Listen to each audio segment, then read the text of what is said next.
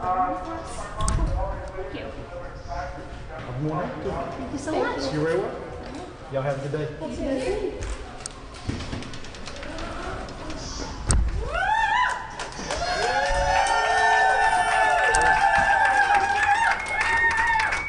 Those of us who love freedom and justice, we are being called in this moment to take this state and this nation from the lowlands of injustice and division to higher ground. Let us pray. This gracious God, we give you thanks for this gathering and this moral week of action. For our young people are leading us today. And throughout biblical history, you have called young people at a very early age. You called out to Samuel, calling him by name, and he responded, "Here I am, Lord, speak." You called out to David and anointed him as a king when he was just a teenager. And the birth of Jesus Christ was to a teen, Mary, the beloved mother of our Savior. Bless us with your holy presence and your spirit. Give us words to speak, words which speak the truth of love and of justice. And bless all of the young people here today that they may go forth continuing to carry this banner. In your holy name we pray. Amen. Amen.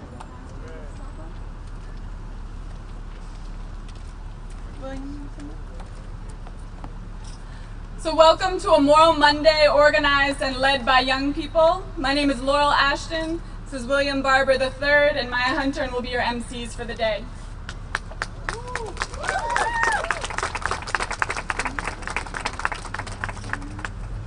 We stand here today only 4 days from the 59th anniversary of the murder of Emmett Till in Money, Mississippi. It's been 50 years, 11 months, and 10 days since the killing of Addie Mae Collins, Cynthia Wesley, Carol Robertson, and Denise McNair in Birmingham, Alabama, in a church. It's been 2 years, 5 months, and 29 days since the murder of Trayvon Martin in Sanford, Florida. It has been 11 months and 11 days since the killing of Jonathan Ferrell in Charlotte, North Carolina. And it's been 14 days since the killing of Michael Brown in Ferguson, Missouri. This is violence we can see. We know the victims' names, and we know the names of their killers. These acts of violence stand as constant reminders of the devaluing of Black and brown lives, of young lives, but they do not stand alone. In the words of Coretta Scott King, I remind you that starving a child is violence, suppressing a culture is violence, neglecting school children is violence, discrimination against a working man or woman is violence, ghetto housing is violence, ignoring medical needs is violence, contempt for equality is violence. Even a lack of willpower to help humanity is a sick and sinister form of violence. I once heard a UNC doctor and Moral Monday arrestee, Dr. Vanderhorst, say, "I had no choice but to do something when the General Assembly refused to pass Medicaid expansion for the same reason that I would have no choice but to do something if someone was pointing a gun at one of my patients." With the tip of a pen, Governor McCrory has literally signed into law death sentences for thousands of North Carolinians. With a yay or nay, extremists in the General Assembly have ensured poverty and hunger for hundreds of thousands more. When our elected officials pass policies that deny young people a future through the criminalization of children of color in our school system or the denial of affordable higher education for undocumented students, this is violence against us. It is a sinister violence, a violence that our elected officials don't have to witness. We can't tweet videos of it. There aren't pictures shown on national news, but we feel it nonetheless, and it is a form of violence. We have gathered here today to announce a moral crisis, and as young people, we refuse to stay silent. From the police violence in Ferguson to the policy violence inflicted when our minimum wage ensures that working people live in poverty, we say enough. Before we begin with our speakers, we have a word from Reverend Barber, who's not with us, but he's going to come in on the phone. Hello? We can hear you. I'm glad to hear that everybody is there today. Forward together, not one step back. Forward together, not one step back. I deliberately did not come today, not because I did not support you, but because we really wanted this day to be truly made like a forward together movement. You all have taken side role from the very beginning. And this movement is really a legacy. It's not about young people serving, being leaders of tomorrow, but leaders of today.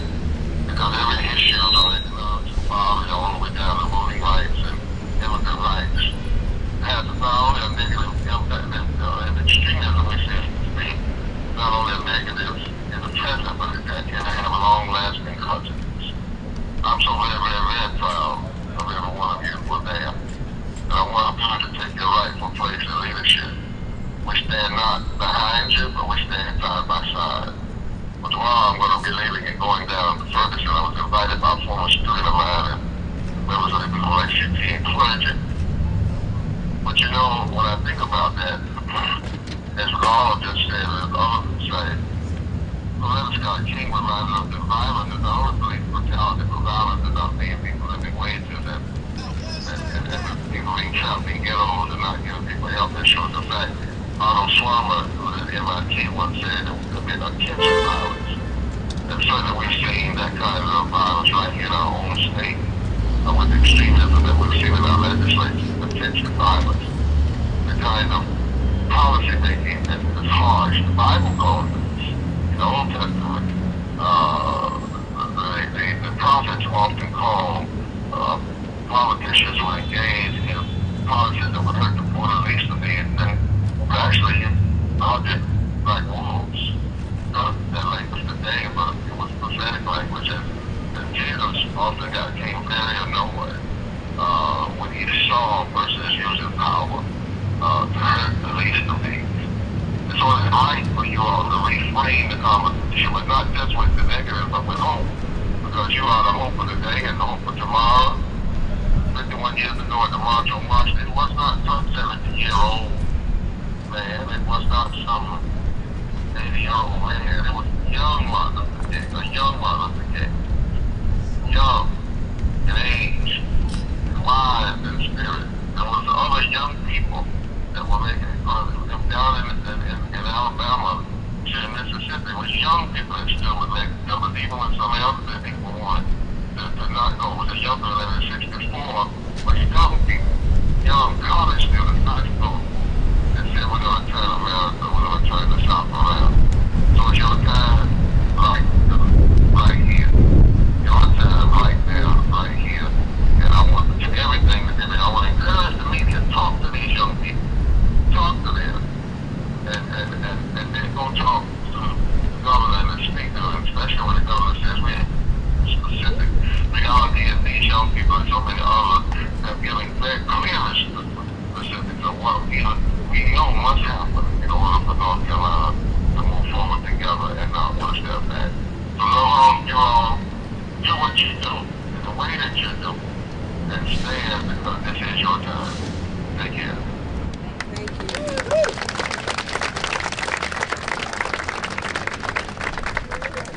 So as we begin to transition to our speakers, today we will hear from young people talking about these acts of policy-based violence that this General Assembly has inflicted against us. We will begin with Tyler Swanson, Political Action Chair of the North Carolina NAACP Youth and College Division, and Q Wideman from NC Heat. Give them a round of applause if they come.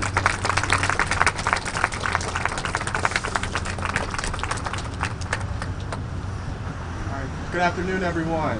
Good afternoon. Let me hear you say forward together. Forward together. And not one step back. Not one step back.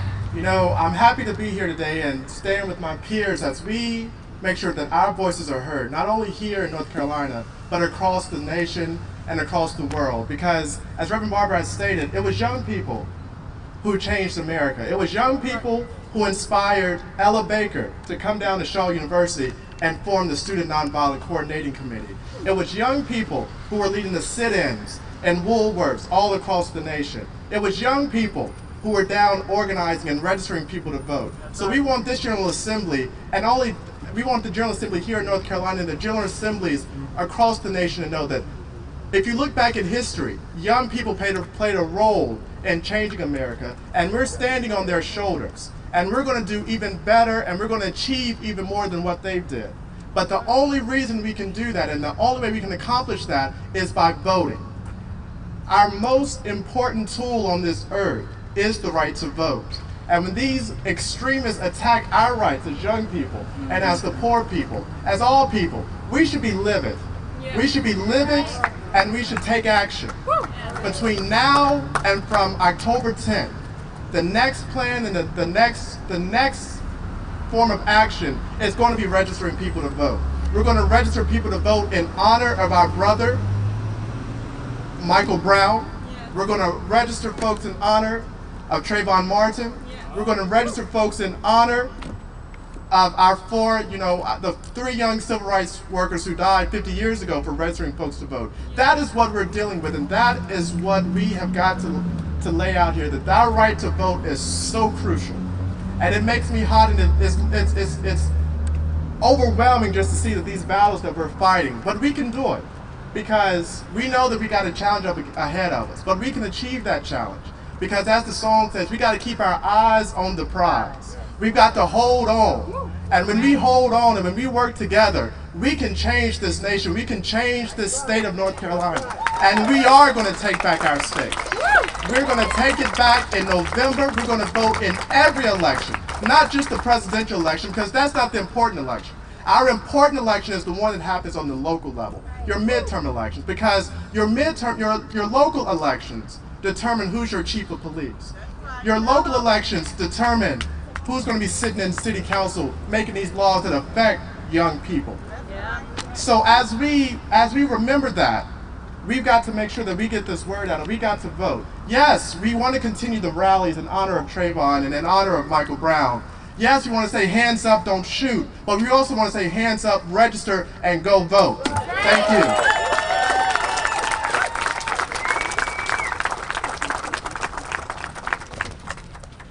Hi, I'm Q Weidman with the Youth Organizing Institute.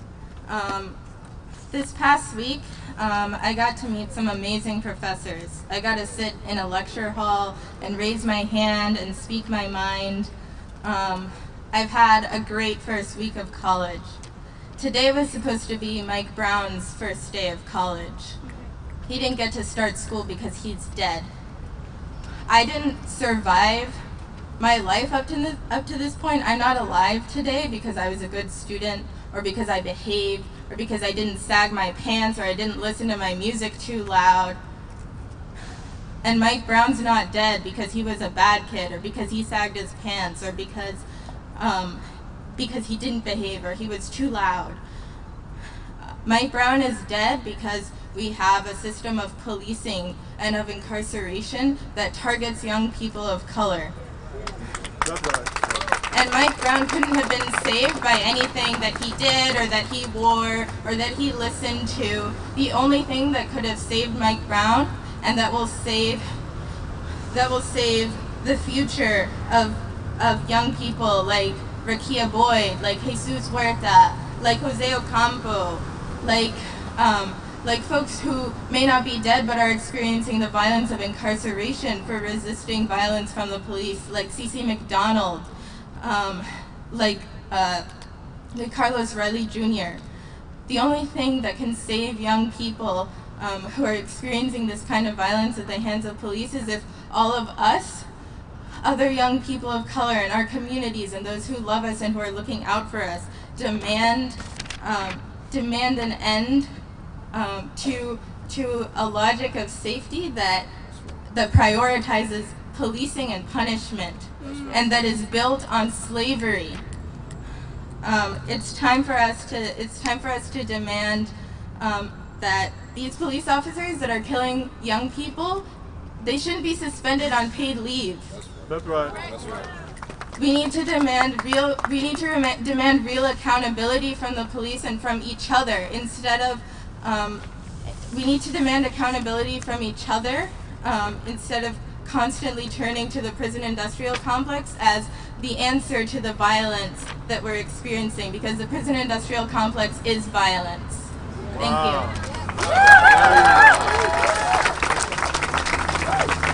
Okay, y'all say it with me. Organize.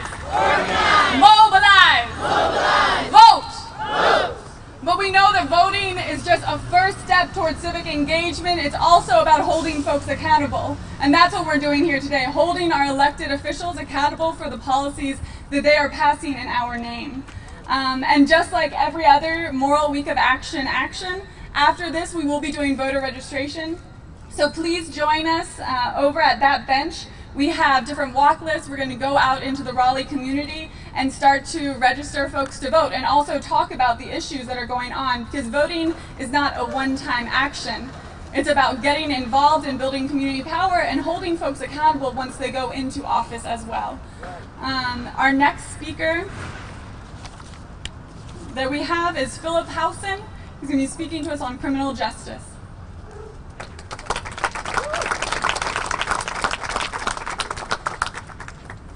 Hi, my name is Phil Hausman, and I'm a recent graduate from Campbell Law School.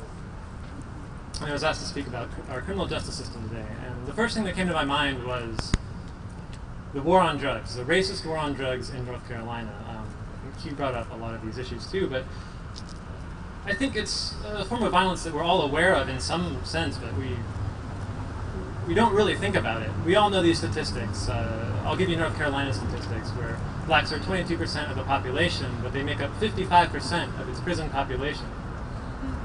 And in real numbers, that's 20,000 people in prison, 20,000 black people in prison right now, and then another 60,000 who are in some kind of short-term control, either jail or in the parole or probation, somewhere in the system. And most of those people are there for a non-violent, drug-related charge. So, whenever I bring this up to my friends or the people in the community, I often hear that how they respond is to say, well, I think it's just that blacks commit more crimes, they use more drugs. This is what explains it. Because if we look at these laws, we don't see, anything bring up race. It doesn't say African Americans will have this punishment, this penalty. It just says this is illegal. So I think the question in many people's minds is, how can we have these seemingly neutral-looking laws and yet these hugely disparate impacts in populations? So that got me thinking, how can I explain this to people? And what came to mind was, let's try to imagine if we enforced our drug laws at a college campus like we did in a poor black neighborhood. I'm talking about stop and frisk, aggressive harassment. I'm talking about constant police presence, questionable search warrants, seizing property, pretextual traffic stops. What if we did that a mile down the street from here at NC State? People would be outraged. People would be furious. And they wouldn't be wrong. That kind of behavior is outrageous. But we also know there would be a lot of drug arrests. That's right. They would get a lot of drugs. Because we know if you go looking for drugs, you're going to find them. It doesn't matter where you look. We look at sociological data, research, and we know that everybody uses drugs. Or not everybody, but drug abuse is something that is across all populations, roughly equally. So it's just where you look for it. And at this point it becomes clear, what are we actually targeting with the war on drugs? If everybody, if drug uses are even across populations. So we know what the target is now. It's the black community. That's right. That's right. And so then the question is, well, okay, well, why are we targeting the black community? Why is this happening? And I think we have to look at what's called collateral consequences. In North Carolina, if you have a criminal conviction, there are about 600 things you can no longer do. You lose licenses, you lose all sorts of benefits from entitlement programs, and most importantly, you cannot get a job. It makes it almost impossible to get a job. And so, this is why I call our criminal justice system racist. The war on drugs is racist. And maybe if I can make this a little more clear, when laws target a specific community, when there are specific laws targeting the black community in North Carolina, we already have a term for that. That term is Jim Crow. So if we're not willing to enforce drug laws equally, if we're not willing to send 10,000s of young white people to prison, then I think we have no right, there's absolutely no right to enforce these laws selectively. We have to treat drug abuse as a public health issue and it can no longer be a hidden form of social control. Thank you. Very good. Very good. Very good. At this time, we're going to bring up Maya Hunter to lead us in a reflective piece.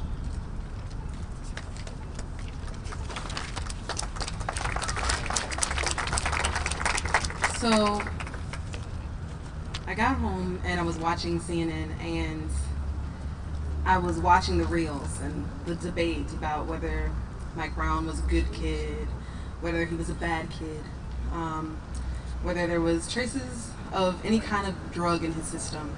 And I had a moment of deja vu. This was not the first time I'd seen this reel. This was not the first time I'd heard this speech or seen this particular anchor go through all the different personality merits that the victim of a crime, of a murder, had been through. And in those hours following all of that, in those moments of watching that, I wrote this piece. In the hours that follow the blow, the head rings, the vision blurs, and the body quakes. And the cacophony of pale voices shun and lay judgment. Calm down, they say. Go home, they urge. Lower your gaze and move along. There is nothing to see here. Nothing. Nothing, nothing, because Freudian slips reveal truth from prude lips. We are nothing to them. Our lives mean nothing. Our lives do not matter, not today or the day before or the day after. In the hours that follow the blow, the head rings, the vision blurs, and the body quakes. Rage chokes us while we drown in despair. There is never enough air here. Here in the space between walking while black, driving while black, just being black. In the hours that follow the blow, after blow, after blow, after blow, after blow, we survive. We resist. We scream. We cry. We love. We wait for the next blow. Because there is always another. It makes the head ring, the vision blur, and the body quake.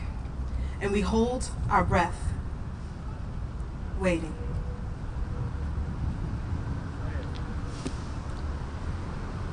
This is not a new story.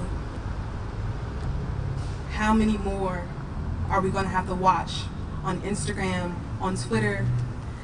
How many stories of young black and brown bodies have to fall to the ground before we say enough is enough? We are not just the future, we are the now.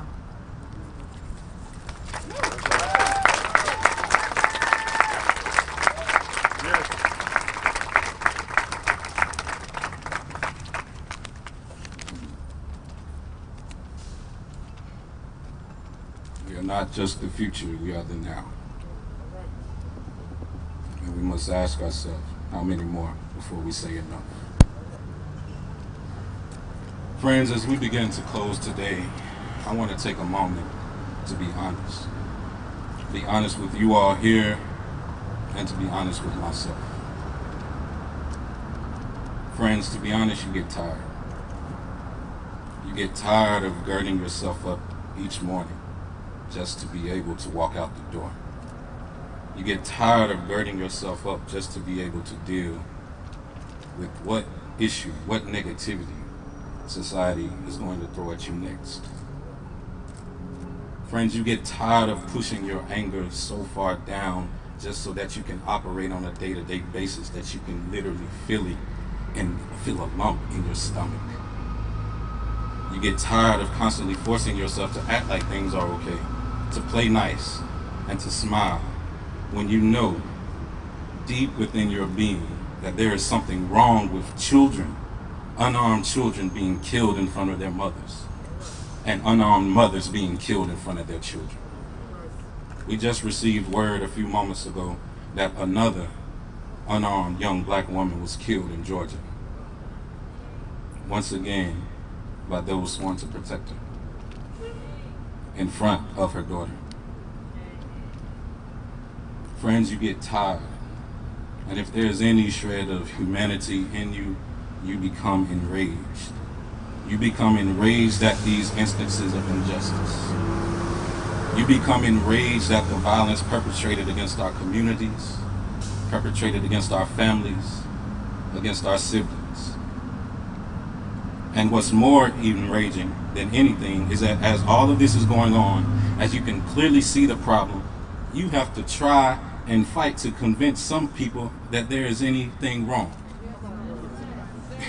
You have to try and fight to convince some people that there is something wrong with at least 5 unarmed black men being killed within the last month. Mike Brown, Eric Garner, John Crawford, Ezell Ford, and Dante Parker. What's more enraging is when, while trying to mourn, while trying to understand all of your emotions, while trying to deal with this, you have to deal with the insensitivity of comments such as "he deserved it," or shallow rants by black ministers that black people just need to change and everything will be okay. Yes, there are things that black people can as a whole do differently, just as there are things that whites, Native Americans, Asians, and Hispanic people can do differently. That is irrelevant and has no place in the conversation. Furthermore, a little lesson for all those who say that all that is needed is for black people to change. Here, anytime you attempt to justify a people's systemic oppression based on their perceived social condition, you are operating in true ignorance. You are operating in the same mentality as Europeans who perceived Africans as being uncivilized and therefore justifiably fit to be enslaved. You are operating in the same mentality as early American settlers who perceived Native Americans as savages and therefore justifiably fit to be exterminated and displaced. To say that unarmed black youth are being killed because black people don't know how to act is to operate in that same racist, classist doctrine that has been passed down through the centuries to keep the masses oppressed. And friends, you get tired. You get tired of hearing it. That's right. Of hearing that same logic. Yeah, we're tired. It's the same logic that makes some legislators here, right here in our state, think it's okay to violently rip away hundreds of thousands of families' access to health care, sentencing them to death. The same logic that makes some think it's okay to violently deny unemployment to hundreds of thousands of working families. The same logic that makes some think it's okay to violently destroy young people's dreams and futures on the front end by denying access to Smart Start and resources for teachers, while on the back end there are not enough jobs, and you diminish those who do have jobs by subjecting them to a minimum wage on which they cannot live.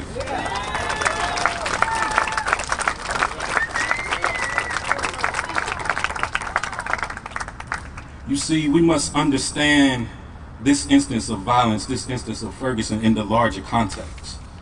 The fact is, if you are black, brown, or poor, if you are LGBTQ or undocumented, if you do not fit the status quo, you are subjected to a violent experience in this country. The fact is, not only are we gunned down in the streets, but we are also gunned down in the General Assembly. Gunned down by regressive policies, gunned down by attacks on our rights and our livelihood. Friends, when you experience that and when you see these actions perpetrated, it weighs on you. That's right. And you get tired. As a matter of fact, you get sick and tired of being sick and tired. But today, I want to suggest that as we feel that weight, that very real weight, we have two options. We can either, one, remain isolated, begin to believe the message of oppression, turn to social media as the quick fix to our rage, though social media has its place. I'm not knocking it. But what we face is going to take more than us sharing a story or a video. Yes, that's important, but it can't be the extent of our action. Or two, we can hook up. Come on, hook up with me. We can mourn together. We can support one another. Yes. We can reject the message of oppression and know that although that the violence we face is a reality, it is not our eternity. We can use social media as a tool to build a massive movement of young people across the state, across the South, and across the nation. A movement of young people who will demand justice, march, vote, and stand as defenders of our communities. We can hook up and show the world that there was a people, a young people, whose rallying cry was forward together, not one step back. And that when they said it, it was not some cutesy rhetoric that they spread when things were all okay, when things were sunshine and butterflies, that when they said it, they meant it. And they shook this state and shook this nation for the better. And I believe, y'all hooked up? I believe we got the right group here hooked up. I believe when we said forward together, not one step back, we meant it. Forward together. Not one step back. Forward together. Not one step back. Forward together. Not one step back.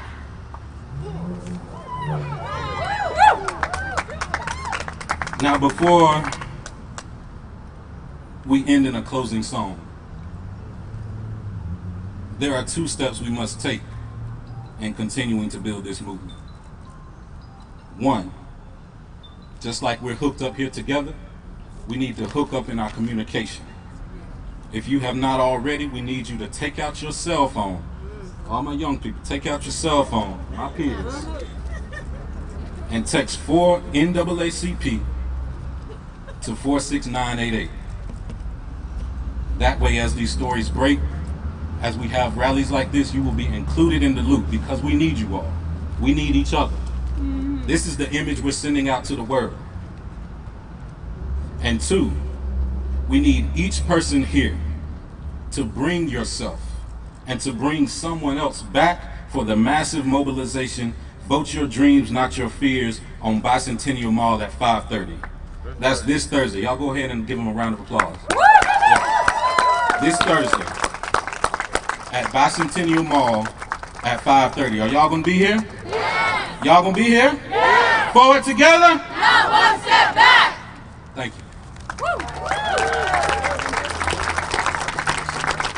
This next portion is a song, and it's real simple. We told you why we out here, we told you why we're coming. And so, not only we're taking to the streets, but we're gonna organize. It's real simple. Organize, organize, organize. Organize, organize. Organize, organize, organize. Organize, organize, organize. Come on now. Organize, organize, organize. Organize, organize, organize. Organize, organize, organize. Organize, organize, organize. Organize, organize, organize. Organize, organize, organize. Organize, organize, organize. Organize, organize, organize. All right. We ready? We ready. We coming. We coming. We ready? We ready. We coming. We coming. We ready? We ready. We coming. We coming. We ready? We ready. We coming. We coming. We ready. We ready. We coming. We coming. We ready. We ready. We coming. We coming. We ready. We coming. Stand down Babylon, we are the bomb ready. We coming. Stand down Babylon, voting rights is the bomb, we ready.